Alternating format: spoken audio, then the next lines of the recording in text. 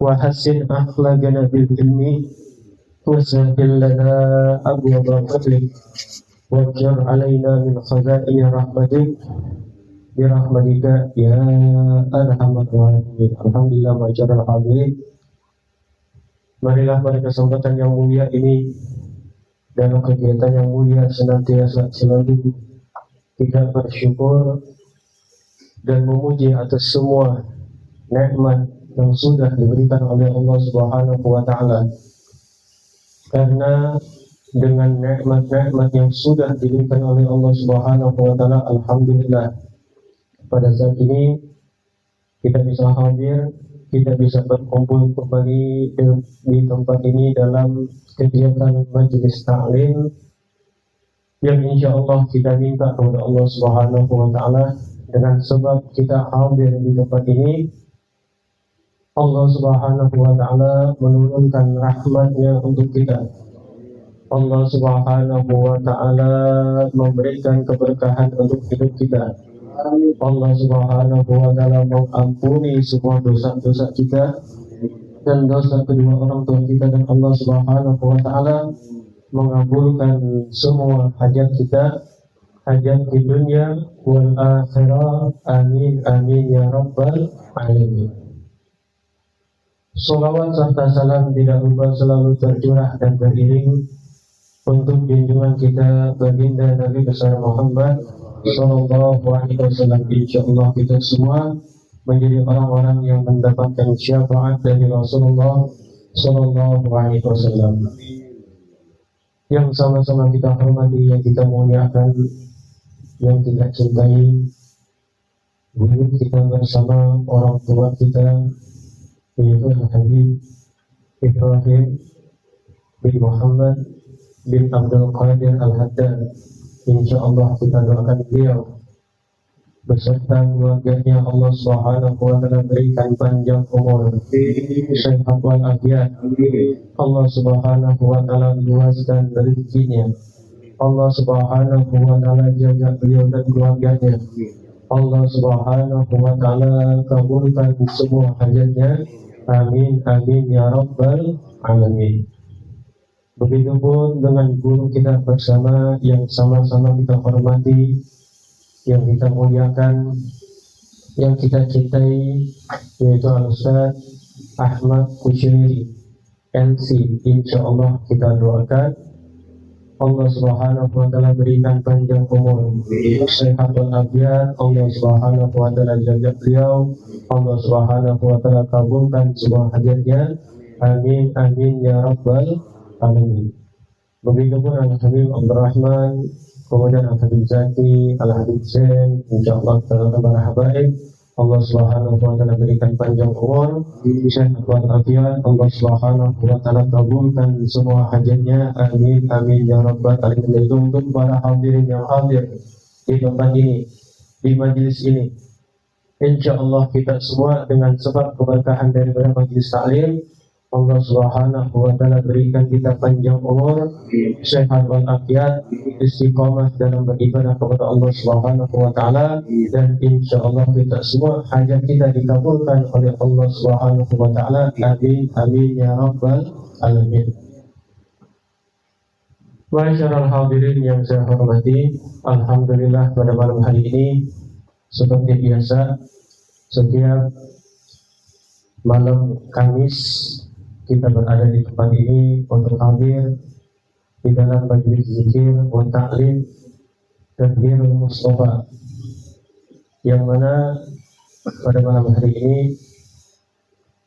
masih dalam suasana tahun baru Islam. Jadi jangan bilang tahun baru Arab, tahun baru Islam. Seharusnya kita kalau seandainya kita orang Islam, kita harus tahu daripada bulan-bulan kalender Islam, mulai dari Muharram, bulan Safar, Rabiul Awal, Rabiul Akhir, Jumadil Awal, Jumadil Akhir, kemudian Rajab, Sya'ban, Ramadan, Syawal, Zulqa'dah dan Zulhijjah. Tanpa terasa, kalau saya kita perhatikan, pada saat ini waktu begitu cepat berlalu di dalam kehidupan kita. Hari berganti hari, setahun seperti sebulan, sebulan seperti seminggu, seminggu seperti satu hari seperti satu jam. Cepat. Kadang-kadang yang kemarin kita lihat masih anak-anak, sekarang sudah pada gendong anak. Nggak berasa, cepat. Ya. Dan yang membuat kita agak ngeri, ya. Yang kemarin kumpul sama kita, tahu-tahu sudah berpulang ke rahmatullah. Dan sebetulnya ini menjadi peringatan bagi kita bahwasanya waktu yang diberikan oleh Allah Subhanahu wa taala kepada kita jangan sampai terbuang sia-sia. Allah memberikan kepada kita nikmat panjang umur ini tidak lain dan tidak bukan agar kita mempergunakan nikmat tersebut dengan sebaik-baiknya. Supaya apa? Supaya kita bisa mengumpulkan bekal, ataupun supaya kita tadi bisa mengumpulkan amal-amal soleh. Untuk apa? Untuk kehidupan setelah daripada kehidupan dunia. Jangan kita kira bahwasanya kematian merupakan akhir daripada segalanya. Yang namanya kematian merupakan awwalu manzilin min manazilal akhirah. Bahwasanya yang namanya kematian ataupun alam setelah daripada alam dunia ini merupakan awal perjalanan kita akan menuju kehidupan selanjutnya sampai daripada yaumal qiyamah. Makanya ketika kita diberikan oleh Allah Subhanahu wa taala kesempatan, kita masih bisa bernapas, kita masih bisa hidup, alhamdulillah kita masih sehat.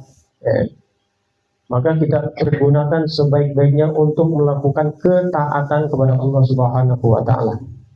Jangan sampai jadi orang mau beribadah nunggu ditegur dulu sama Allah. Ditegur bagaimana? Kadang-kadang diberi sakit baru pengen ibadah.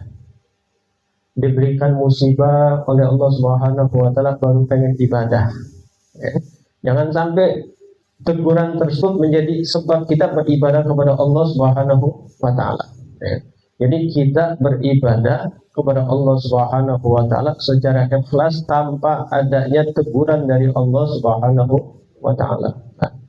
Makanya Nabi besar Muhammad sallallahu alaihi wasallam pernah Nabi besar Muhammad sallallahu alaihi wasallam bertanya kepada para sahabat bahwasanya apakah kalian tahu orang yang beruntung, al-kayyis. Maka dikatakan oleh Nabi besar Muhammad SAW, al-kayyis mandana nafsa wa amila lima ba'dal maut. Orang yang cerdas, orang yang pintar.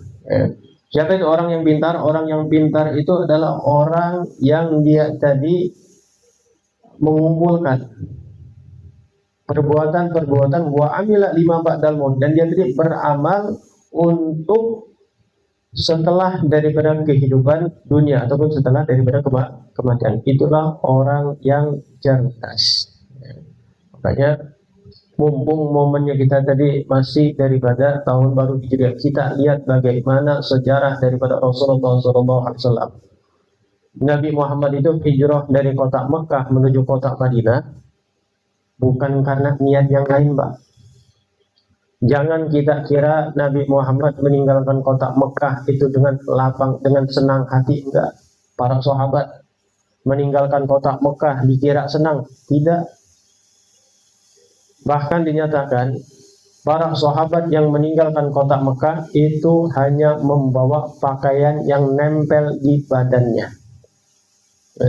Seperti Abdurrahman bin Auf yang kita kenal sebagai orang yang kaya raya, Pak. Abdurrahman bin Auf Abdurrahman bin Auf ini dinyatakan beliau pernah berdoa minta sama Allah Subhanahu wa taala agar diberikan rugi sesekali. Saking nggak pernah ruginya Pak, jualannya, dagangannya, bisnisnya, usahanya nggak pernah rugi. Sampai minta sama Allah Subhanahu wa taala supaya Pak diberikan rugi. Kan kita kembali kalau kita mintanya untung terus. Kalau Abdurrahman bin Auf coba sesekali, dia tadi pengen ngerasain rugi. Makanya di dalam sejarah itu pernah Abdurrahman bin Auf ya tadi di kota Madinah, yang mana kota Madinah tadi panen ataupun panen kurma itu gagal panen Pak. Atau bisa kita artikan kurma yang ada di kota Madinah itu dia tadi dalam keadaan jelek. Kata Abdurrahman bin Auf, wah ini kesempatan jadi rugi. Jadi rugi. Semua kurma yang ada di kota Madinah itu diborong oleh Abdurrahman bin Auf. Diborong semuanya dengan harapan dia tadi bisa rugi. Ternyata rencana Allah lebih hebat Pak.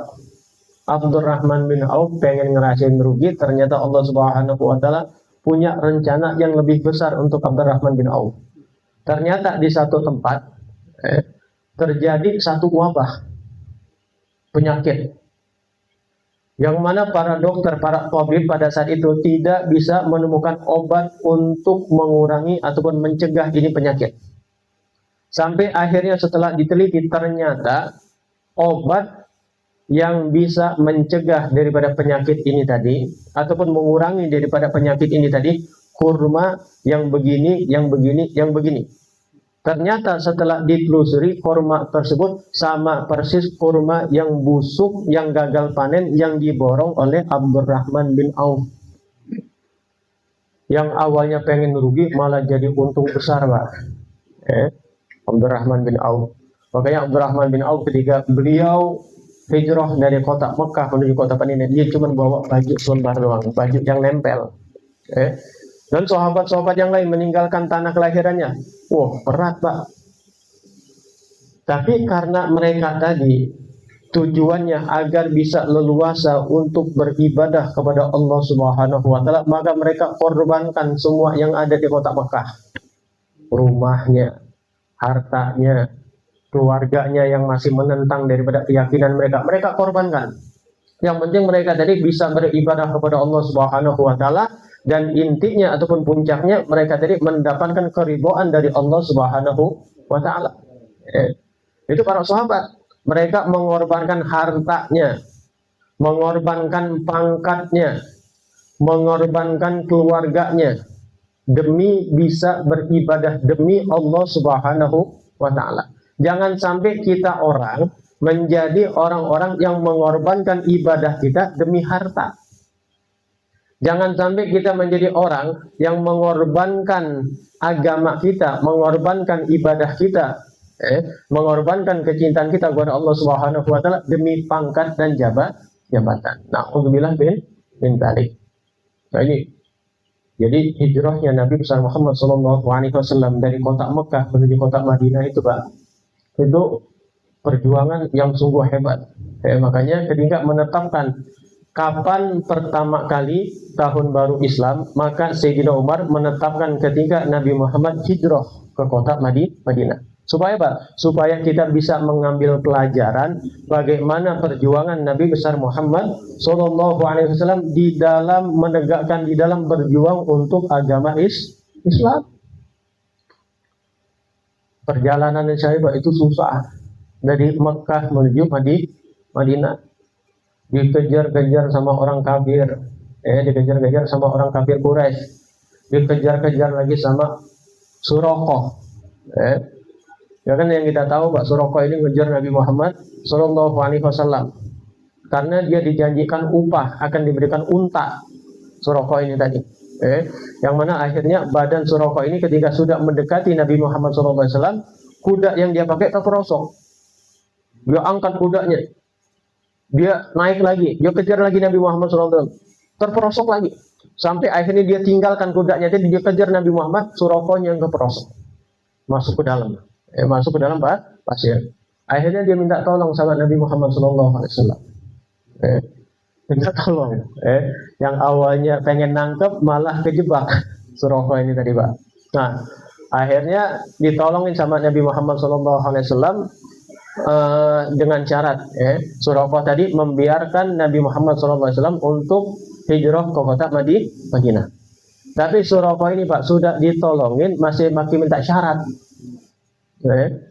Katanya kalau bahasa kita nih, ini kan sudah dijanjiin dapetin ontak 100 ekor ontak, masa pulang dengan tangan hampa?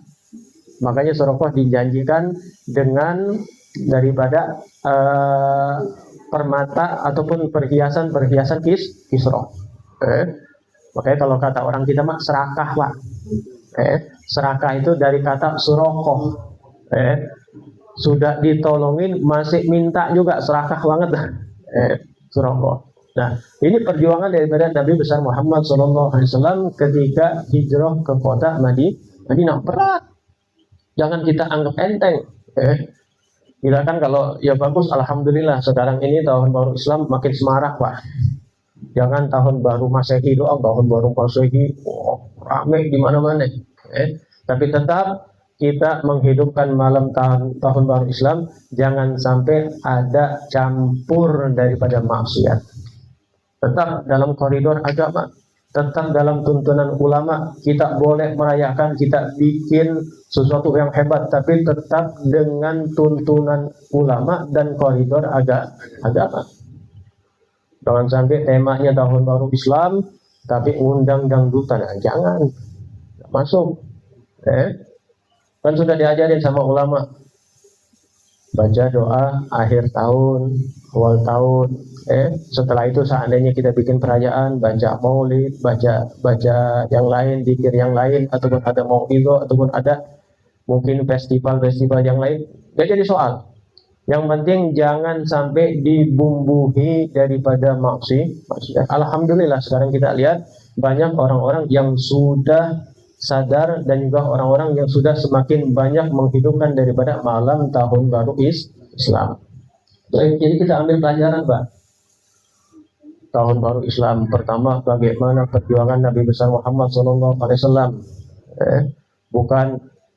Jadi kalau kita lihat semua orang tanpa terkecuali, walaupun Nabi Muhammad SAW makhluk yang terbaik, akhlak yang paling mulia, kekasihnya Allah Subhanahu wa taala, tapi tetap harus berjuang. Gak main mujizat bentar-bentar mujizat, gak main. Tetap diberikan perjuangan oleh Allah Subhanahu wa taala. Intinya apa? Intinya untuk kita mendapatkan kecintaan Allah Subhanahu wa taala dan keridhaan Allah Subhanahu wa taala itu tidak gratis. Ada value, ada sesuatu yang harus kita bayar. Makanya korbankan apa yang kita punya. Belilah surgamu. Kata Abu Yaman itu, belilah surgamu dengan hartamu. Dengan apa? Dengan pangkatmu. Dengan apa lagi? Dengan ilmumu. Dengan apa lagi? Dengan apapun yang engkau punya. Harta dengan apa? Harta tersebut kita pergunakan untuk perjuangan daripada agama Islam. Tenaganya kita bisa apa? Maka kita korbankan, kita berikan sesuatu yang lebih di dalam kehidupan kita untuk perjuangan di dalam agama Islam. Jadi momen daripada hijrahnya Rasulullah SAW ke kota Madinah ini adalah bagaimana Rasulullah mencontohkan bagi umatnya bahwasanya kita tetap harus berjuang. Jangankan umatnya, Nabi Muhammad pun harus berjuang. Apalagi kita. Nah, insya Allah kita minta sama Allah Subhanahu wa taala agar kita terus diberikan semangat, agar kita terus diberikan istiqomah oleh Allah Subhanahu wa taala untuk senantiasa bisa berbuat baik. Insya Allah kita jadi orang baik. Baik, alhamdulillah. Insya Allah kita lanjutkan pembacaan daripada kitab Al-Minah Husaniyah daripada wasiat Rasulullah sallallahu alaihi wasallam, wasiatul Mustafa kepada Sayyidina Ali bin Abi Thalib. wasiat yang berikutnya, yaitu Nabi besar Muhammad SAW mewasiatkan kepada Sayyidina Ali bin Abi Thalib, ya Aliyu, wahai Ali, hubbi li akhika kama tuhibbu li nafsik. Wasiat dari Rasulullah SAW kepada Sayyidina Ali, cintai saudaramu. Cintai saudaramu. Saudara kita itu siapa, Pak? Arti saudara di sini adalah saudara kita seiman. Makanya salah satu faktor yang membuat dakwahnya Nabi Muhammad SAW bisa menyebar ke seantero dunia, Pak. Kenapa? Karena Nabi Muhammad SAW tidak membeda-bedakan siapapun orangnya. Intinya cuma satu. Selama orang tersebut mengucapkan 2 kalimat syahadat, la ilaha illallah Muhammadur Rasulullah, apapun warna kulitnya, bagaimanapun bentuk matanya, mau belok, mau sipit, mau bel, mau bagaimanapun hidungnya, mau mancung, mau pesek, mau apapun, mau hitam, mau putih, mau sawo matang, mau pucat, selama orang tersebut mengucapkan la ilaha illallah Muhammadur Rasulullah, dia saudara kita. Nah, ini salah satu dakwah yang sukses yang diajarkan oleh Rasulullah SAW. Nabi Muhammad bisa menyatukan, dan Nabi Muhammad tidak membeda-bedakan. Oke, Pak, kalau tadi kita lihat Nabi Muhammad itu dalam satu majelisnya Nabi Muhammad SAW, Rasulullah SAW itu ada Sayyidina Bilal. Sayyidina Bilal itu backgroundnya apa? Budak. Budak. Sayyidina Bilal. Siapa lagi? Seperti Amr bin As, orang terhormat. Siapa lagi? Sayyidina Abu Bakar, orang terhormat. Kemudian lagi Amr bin Yasir, backgroundnya budak. Tapi hebatnya Rasulullah SAW bisa menyatukan, bisa membuat orang-orang tersebut duduk bareng dan tidak melihat backgroundnya masing-masing. Itu hebatnya Nabi Muhammad SAW. Ini yang dicetuskan. Makanya kita, kalau seandainya ada orang-orang yang non-muslim, yang mereka tadi kan banyak seorang, demokrasi, hak azazi manusia, Islam sudah dari dulu ngajarin seperti itu. Dulu, Pak, kalau seandainya Bapak baca artikel-artikel di zaman dulu, kan sekarang ini nyohornya itu negara yang paling demokrasi itu Amerika, katanya. Amerika tidak membeda-bedakan warna kulit. Sekarang ngomongnya begitu. Kalau dulu, Pak, apalagi di sekitar tahun 70-an itu yang pernah kita baca, itu sangat berpengaruh warna kulit. Bahkan yang namanya restoran itu di pintunya ada tulisan white only. Apa artinya? Cuman kulit putih, white only. Tuh, cuman kulit putih. Yang kulitnya rada gelap, yang hitam nggak boleh masuk. Didiskriminasi sama mereka tadi. Bahkan penyanyi dulu, ada salah seorang penyanyi terkenal, lupa saya namanya siapa. Ini kan zaman dulu belum ada TV, Pak. Lagunya jadi booming di mana-mana, orang ngefans sama dia. Tapi pas tahu orang tersebut berasal dari kulit hitam, sudah stop, nggak ada lagi yang muter lagu dia. Tapi Nabi Muhammad SAW, Nabi Muhammad bisa membuat orang yang dulunya mempunyai pangkat kehormatan, kemudian lagi Sayyidina Bilal, yang kita tahu Sayyidina Bilal dan dari backgroundnya dan dari kalangan budak, itu bisa duduk bareng, bahkan bisa disatukan, Mbak. Kenapa bisa disatukan? Resepnya Nabi besar Muhammad SAW mengajarkan kepada para sahabatnya, selama orang tersebut imannya sama, mengucapkan 2 kalimat syahadat, la ilaha illallah Muhammadur Rasulullah, maka itu saudara kita. Itu yang diajarkan oleh Nabi besar Muhammad Sallallahu Alaihi Wasallam. Sebetulnya Pak, kita kan Pancasila nih. Yang pertama apa? Ketuhanan yang Maha Esa. Ketuhanan yang Maha Ya, ada lupa nih gitu. Yang pertama ketuhanan yang Maha Esa. Kalau seandainya kita perhatikan, yang menerapkan ketuhanan yang Maha Esa itu cuman agama Islam. Ya, maaf Pak, agama Nasrani. Mereka mengenal ada Trinitas. Atau dalam ajaran mereka Tritunggal, 3 dalam 1, 1 dalam 3. Ngerti Pak? Kadang-kadang pendeta sendiri kagak ngerti, bingung. Mereka mengenal 1 dalam 3, 3 dalam 1. Dia bilang ada Tuhan Bapa, ada Yesus anak Tuhan, ada lagi Roh Kudus. Dia bilang ini semuanya satu. Cuman mencar. Tuhannya mencar. Nah apalagi kalau Hindu, Buddha, banyak Tuhannya. Apalagi Hindu orang India tuh Pak. Orang India itu punya Tuhan 360 Tuhan.